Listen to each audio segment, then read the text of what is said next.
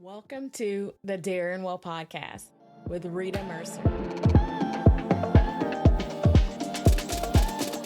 I feel like it starts from feeling into what you like what already works for you. Because if you're not drawn to aerial yoga, but you really like walking or you really like being in water, go in the direction that your body wants to go and listen to that.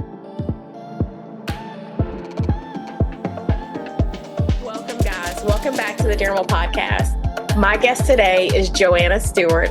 She goes by Jo, but Jo is the author of 8 Limbs of Aerial Yoga, and she's also got the book displayed in her background so you can see what that looks like.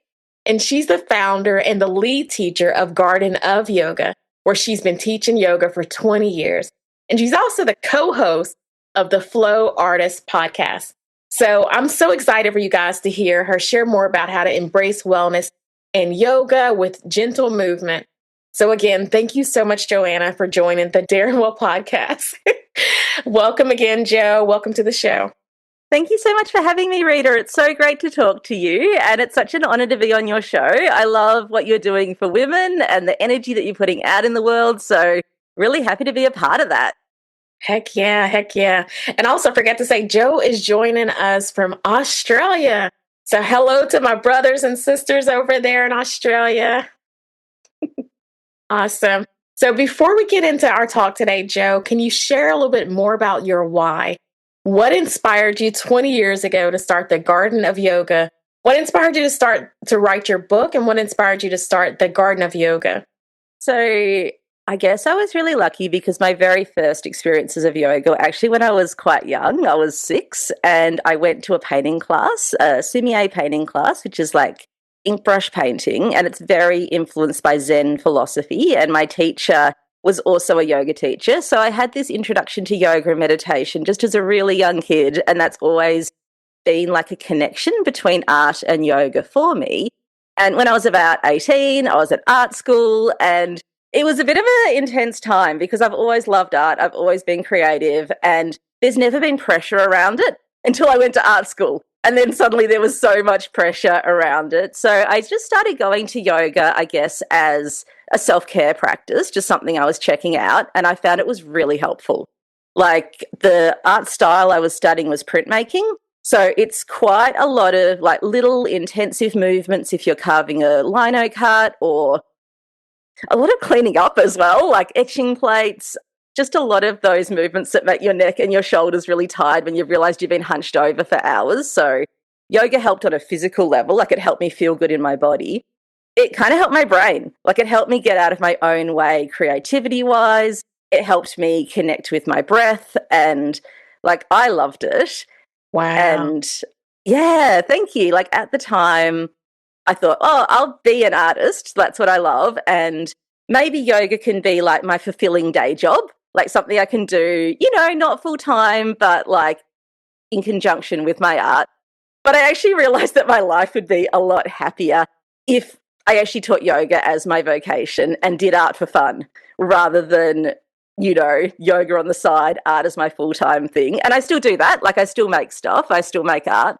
But I actually have realized how much yoga teaching can be about creativity and can be about getting in that flow state with people, and it tapped into a lot of that stuff in my brain. Even just the process of adapting a practice for different bodies is a creative flow, and the collaborative process of working that out with someone else. So yeah, I love that aspect of it, and it's a little bit about the name of my business as well. Like the idea of Garden of Yoga is like we all need different things to grow and thrive, but we could do that together like plants in a garden, even though we're all kind of growing in our own ways. And that's what makes the garden beautiful. Oh, wow. That is beautiful. That is beautiful. So you started yoga at a very young age. What age did you say you started? So I did that painting class that I still go to actually when I was 6. That's crazy. And then I started going to like yoga classes on the mat when I was about 18. And then aerial yoga, I actually discovered in my 20s, in my late 20s, on a holiday to San Francisco, and I just like to take little yoga adventures when I go away, and it looked cool. So just that feeling of like being in the hammock and floating and like going upside down and all of it. Like I loved it. And I So just had can you this. share more about what is aerial yoga Oh, yeah. for people that don't know? Good question. So if you've been to the circus and you see the silks, that's Mhm. two pieces of fabric that hang down. What aerial yoga is one of those fabrics looped in half. So each end attaches up high. You can hang the bottom part of the loop at hip height, which is the right height for inversions. If you want to get into the hammock, wrap your legs around in it and hang upside down. But you can also bring it low to the floor. So knee height or ankle height off the floor. And then you can use it for restorative poses. So maybe you just have your feet in the fabric as your legs sway from side to side. Or maybe you have your legs and your hips in the fabric, and that can feel like an amazing lower back release. You use it in a way that you might use a bolster in restorative yoga, but because it's fabric that can move and float, there's all these other possibilities for relaxation, especially for bodies that aren't necessarily relaxed in stillness, because it means that you've just got this ability to like flow with the fabric and feel supported, but you don't have to be still. Like you have that freedom to move. I also use it both to support balance. So this is back when the hammock's up at about hip height, which is a great height to wrap around your arms and shoulders for people who need some extra balance support, especially if we're doing standing on one leg moves or even things like lunges. You can use it to take the pressure off your knees and your legs if that's something that you need personally. Or you could put one leg in the fabric and then it's this whole new balance challenge as you're standing, because one foot's on the floor, one leg's in the hammock. You have to work your stability in different ways. And I can do both those things in the same class. So the person who needs extra support can have the hammock in one position. The person who's ready for another challenge can have a different setup. And even within that, there's lots of different ways that you can kind of give people the opportunity to challenge themselves or to find like more support, more cocooning, more comfort and ease, and give people the ability to work out what they need on that day for themselves. Like that's what I love about the practice. It can be so self-directed, but we can still have that group energy of everyone practicing together. That's cool. That's cool. And I love how you can individualize it within such a group type setting. So thinking about myofascial, and so I'm thinking about like the being in the hammock, the silks kind of stretching you out and allowing you to flow. Like talk about like what is myofascial and how is that beneficial when you think about yoga, when you think about the body, when you think about the muscles, like break that down. Like what is myofascia? Yeah, absolutely. So myofascia, it basically means muscles and fascia is connective tissue. So each muscle fiber is wrapped in connective tissue. They're bundled together in more connective tissue. They're attached, like the ends of the muscle, whether it attaches to a bone or to another muscle, with more connective tissue. And then that's the myofascia, the muscle and the connective tissue. We have other layers of fascia in our body as well. We've got like a big glove that covers our whole body. A couple of layers of that with fat in between. Our nerves are held in more fascia, more connective tissue. Our organs are supported by fascia, by connective tissue. So it kind of holds everything together. And it is responsive to a lot of different factors. If we're dehydrated, our fascia might be more sticky and that might cause restricted movement. If there's an area in the body where there's pain, our body obviously has a message to protect that area. So the connective tissue around that area might become denser and tighter, just protecting that vulnerable point. If we work out, if our muscles get stronger, the connective tissue also responds to that and they get stronger, which is a positive thing, but it might also mean that that area of the body starts to feel more tight, especially like the next day afterwards. So the way that we want to work with our connective tissues is to encourage like gliding, sliding action. So sometimes the movement of feeling supported in the hammock, like there's this pose called cocoon pose, where you're literally lying in it like a hammock, but you can gently move from side to side if you've arrived with like pain or tension in your body and your connective tissues are responding to that and kind of tensing up to protect an area that feels vulnerable, to be able to move in a way that feels safe and fluid and supportive really sends that message to those tissues that it's okay to relax and to find that glide and that slide again.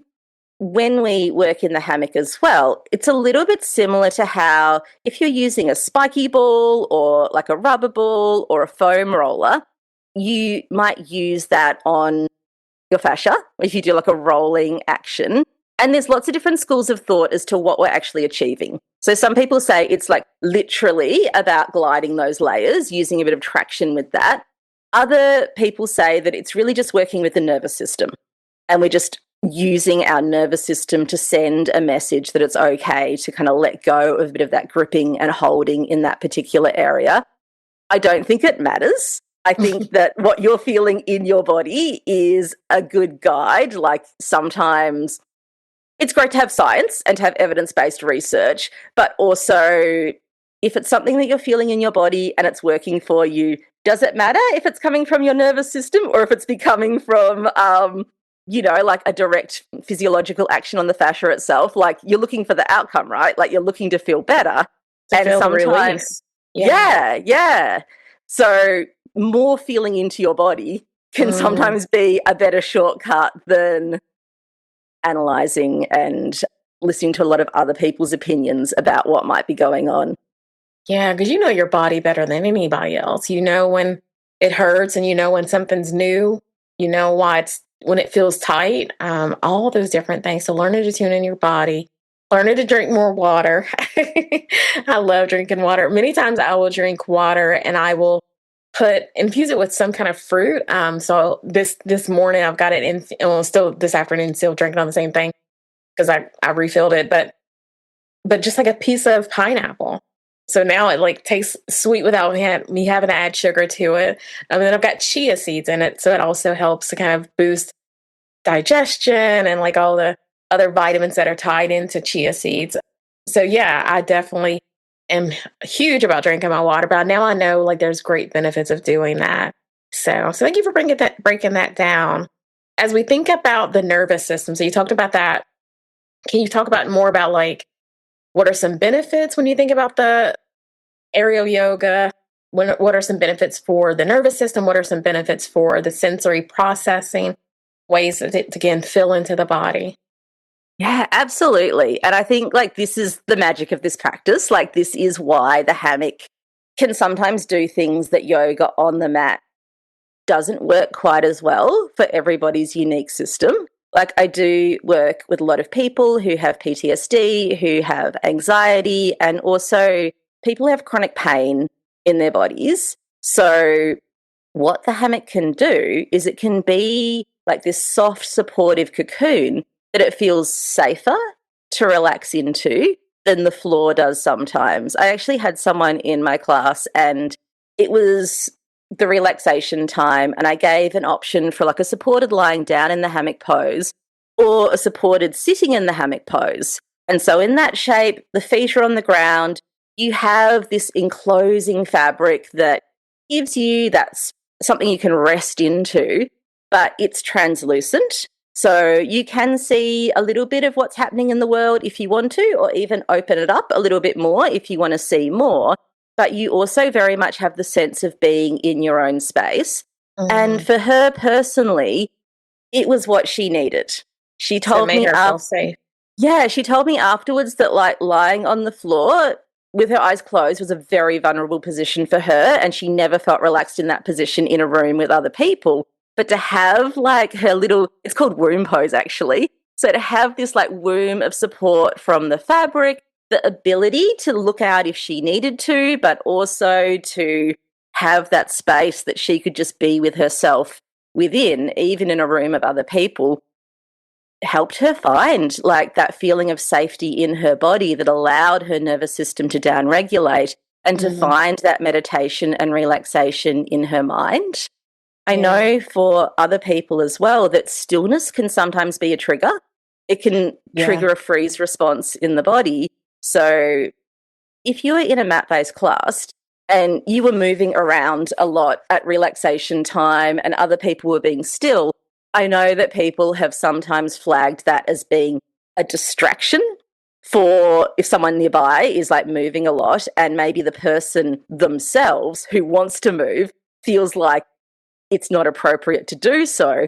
So it's not a comfortable and relaxed situation to make yourself be still if your body wants to move. In the hammock setting, everyone is spaced out through the room. Everyone's in their own hammock. You don't even know if the person beside you is moving. Like they can gently sway, they can gently move, they could even, the hammock's low, push off the ground and swing a little bit. Like a little kid.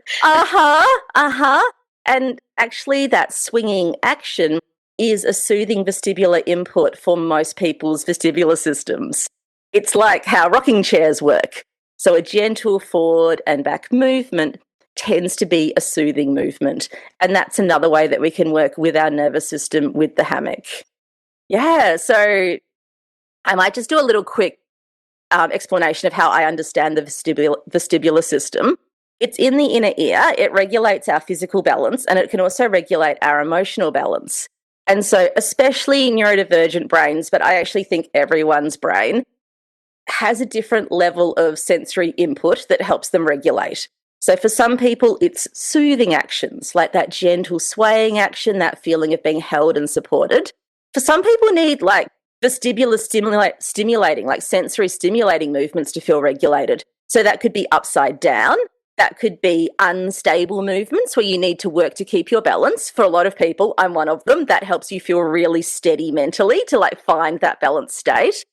Spinning movement is also possible in the hammock, and that's also a vestibular seeking movement that many people feel more regulated after being able to do that movement. The hammock also provides the opportunity for deep pressure. So I find a lot of my autistic clients really love the feeling of like, it's like a really tight hug, or like a weighted blanket could be another way that people might have experienced it. So there's moves that you can do where the hammock kind of holds you really tight. And so you feel the fabric pushing into you from all angles. And for some people, like that's what makes them feel really calm, like that deep pressure feeling. So it's a way to work with these different sensory inputs. And as you do it more, you more and more like feel what you need. Like I've got some people who come in and as soon as they get there, they want to hang upside down because that's what helps them feel re-energized after their day.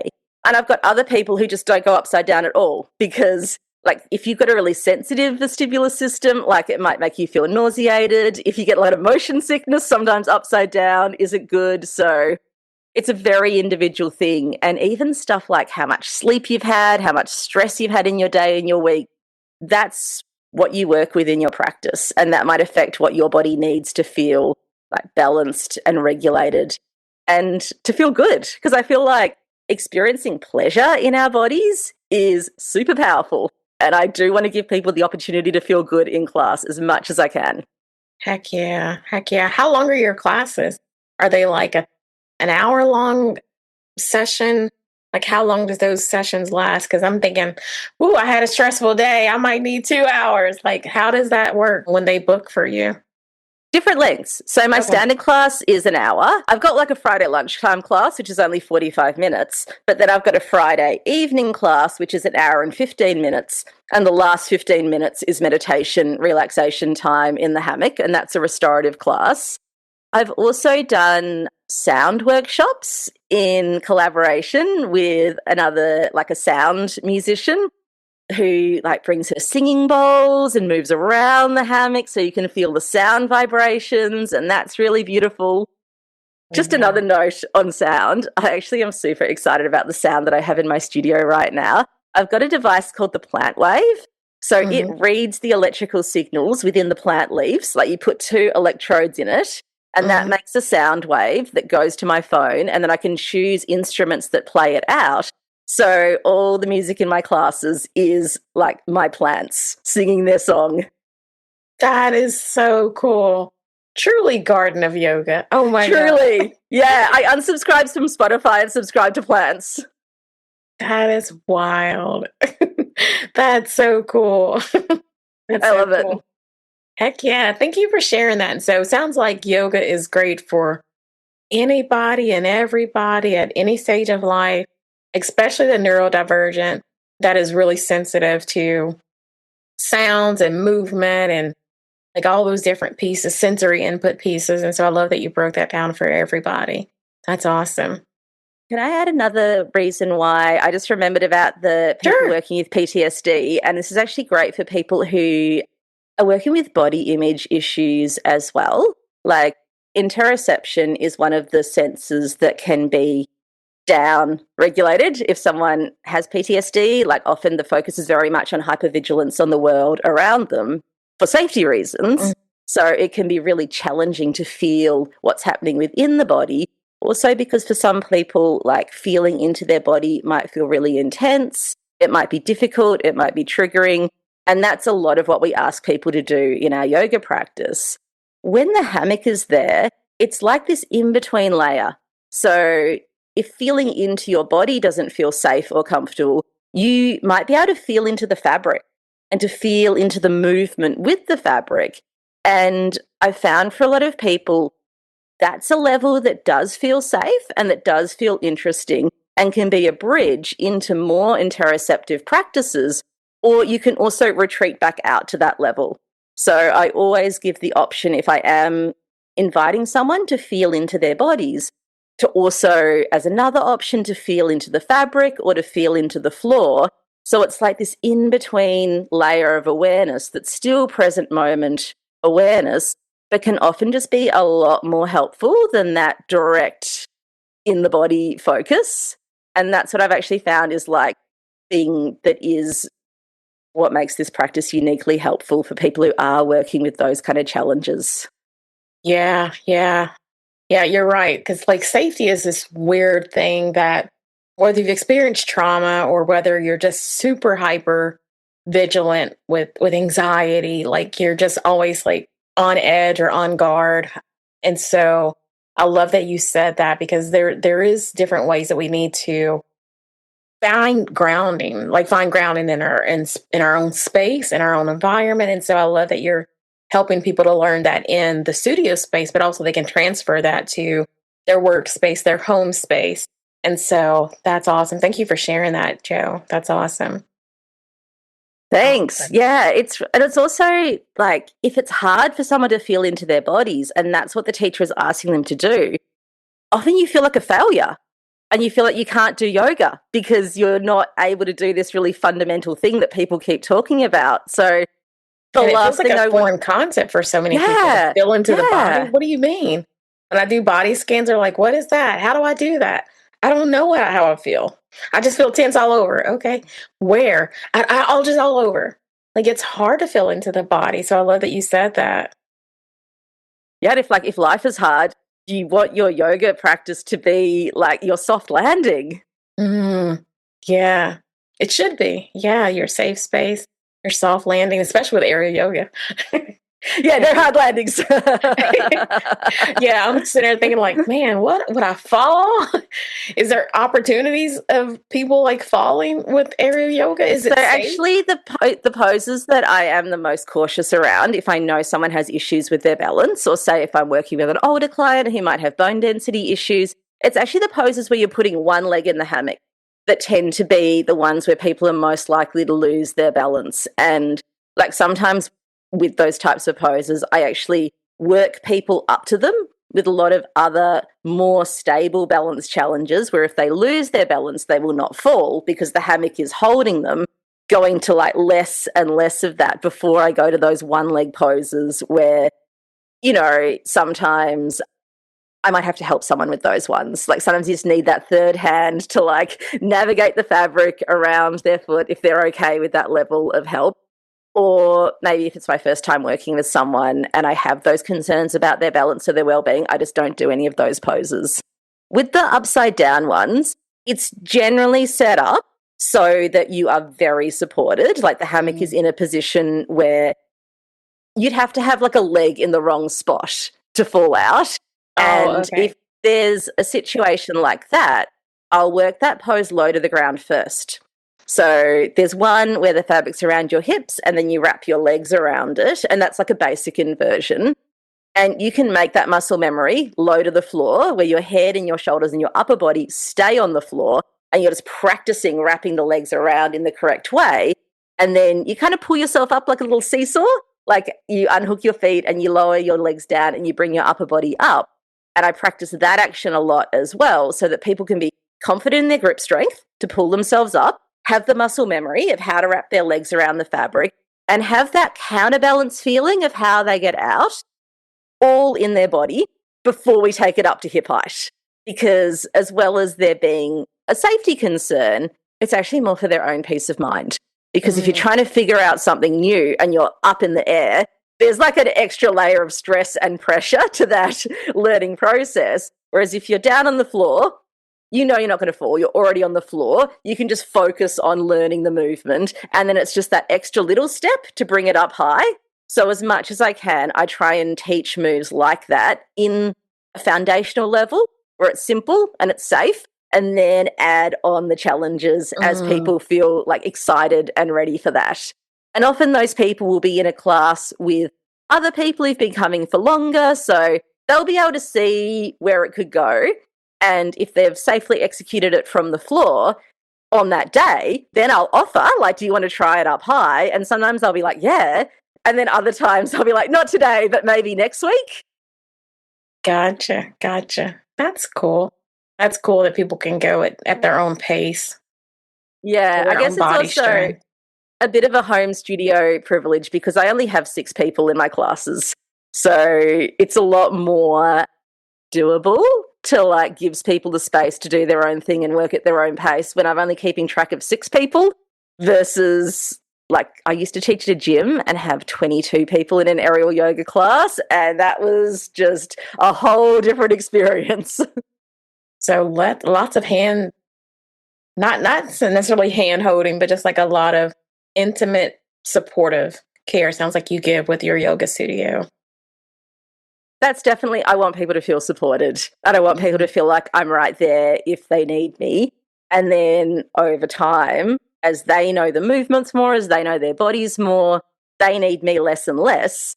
So if there's a newer person in class, I can kind of focus on the newer person, and my more experienced people, they tend to just hang out longer in the pose. Or maybe they work some different variations that they like to do. So more and more autonomy as you're more and more familiar with that practice.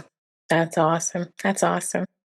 Well, cool. As we start to wrap up, Jo, what are some words of wisdom or even maybe mindset blocks that people can use, mindset strategies that they can get over mindset blocks when you think about leaning into like gentle movement, aerial yoga? Yeah, so what are some practical steps people can take today? I feel like it starts from feeling into what you like what already works for you. Because if you're not drawn to aerial yoga, but you really like walking or you really like being in water, go in the direction that your body wants to go and listen to that. And then the other thing that I find can be really helpful is to have a buddy. So I've got some friends, this started during lockdown times, where you're allowed to go for an exercise walk every day. In my city, you're allowed to leave your house for an hour and go for a walk. So I do a walk and talk with a friend. So having that walk on my phone, getting out of my house, that was really helpful for my mental health. I actually really love going to the pool as well, swim and spa and sauna. So I think to shift exercise from something that you feel like you should do or something that feels like a chore that you're doing because it's good for you, not because it's something you actually want to do, into feeling into, okay, how do I like to move my body? Do I like to dance? Do I like to walk? Making it fun. Yeah. And then just kind of leveling it up a little bit. So maybe if you like to dance, doing a dance fitness video from YouTube or going to a dance class, finding a community is awesome. Because then you also have the nervous system benefits from being in a room with other people and moving in rhythm with other people, no matter what type of exercise that you're doing. You've got that commitment, because I'm someone, if I've paid for the term, I'm going to go to the class to get my value. Yeah. And then you've got all those factors working for you. because I think it's cool to do stuff at home that you can do for yourself, but it's really easy to mentally reschedule that like later and later in the day and then not end up doing it. But if you've like booked in with your friend for your walk and talk or booked in for your class, like you've scheduled that time in your day, And you're just more likely to do it. Yeah. Yeah. You talked about myofascial. So how can people do that today to help their body? So I do have a little PDF download that I'll give you the link for. And this is a self-directed practice. And actually, if you get to the end of the day and you haven't had any time to do anything for yourself, highly recommend some myofascial release, some self-massage.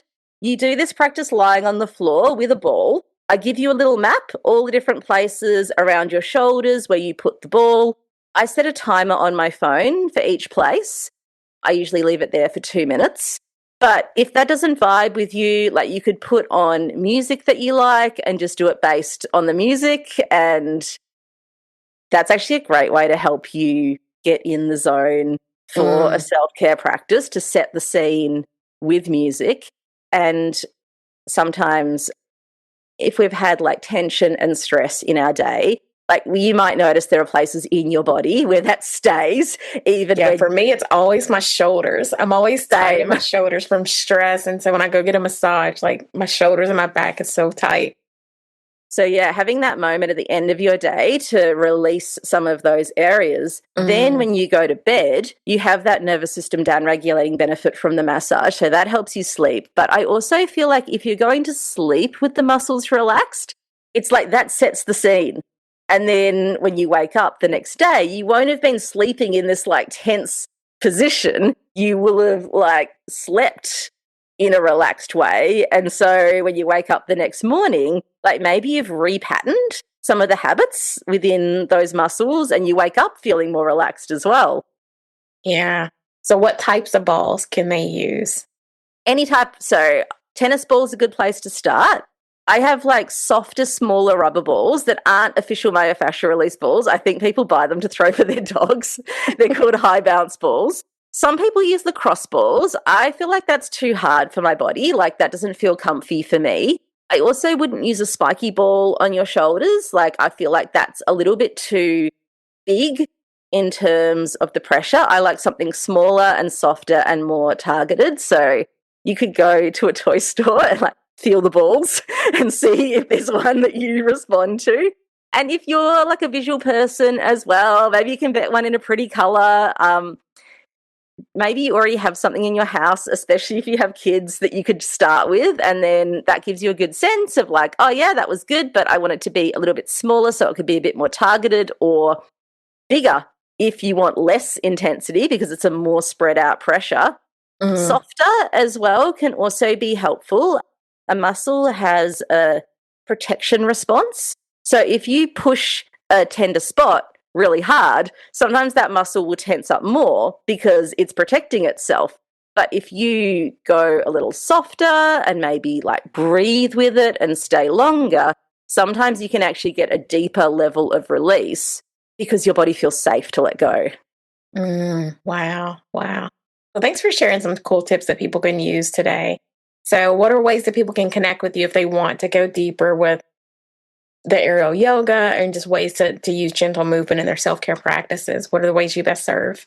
Oh, thank you. So I actually do have a lot of online classes in my library on my website. So if you want to practice with me, but you're not here in Australia, I have aerial yoga in the library, but I also have a lot of self-massage classes. I do a class called Nurturing Yoga and Pilates, which is basically Pilates props like the foam roller, but like yoga sensibility. So it's not so much an abs workout. It's more listen to your body and do what feels right for you. Yeah, and I do have like membership for my library. I do Zoom classes as well. So if the time zone works out, you could practice with me online. All of that's on gardenofyoga.com.au. You can listen to some of my conversations on the Flow Artist podcast. And from April, you could buy my book called 8 Limbs of Aerial Yoga. So if you are interested in aerial yoga, that would be amazing. I'd be so grateful. Awesome. So the book will be released in April, you said? Yeah, April 21. So it's available for pre-order now. Wow. Right around the corner. Okay, great way to get a jump start on your summer body. Heck yeah. Heck yeah. Well, cool. Well, thank you so much, Jo, for joining the Darren Will podcast. So grateful for you to share all the tips and breaking down some of the complex things when you think about like ways to tune into your body, especially myofascial. I've always been so like mystified by like what is fascia, like what is that, and how does it protect and help our body, but also why is it sometimes out of, I don't know, out of alignment. And so thank you for breaking those things down today. So grateful. So grateful. My pleasure, and thank you for your lovely questions, and thank you for having me on on your show. Absolutely. So glad to have you. And if I'm ever in Australia, I'm definitely going to look you up. For Thanks, sure. Rita. Thank you. All right, wellness friends, that's it for today. Thank you so much for stopping by the Darren Will podcast. Don't forget to like, share, and subscribe wherever you hear this episode. Wishing you a fabulous day, my dear. Until next time, keep living, keep loving, and keep daring well. Take care, guys. God bless. Thank you so much for joining me on today's episode of the Daring Well podcast. If you enjoyed today's episode and want to continue exploring the world of holistic wellness, be sure to subscribe to the Daring Well podcast so you never miss an episode filled with transformative conversations and actionable advice. Thank you again for being part of the Daring Well podcast community. Together, let's dare to live well in mind, body, and spirit.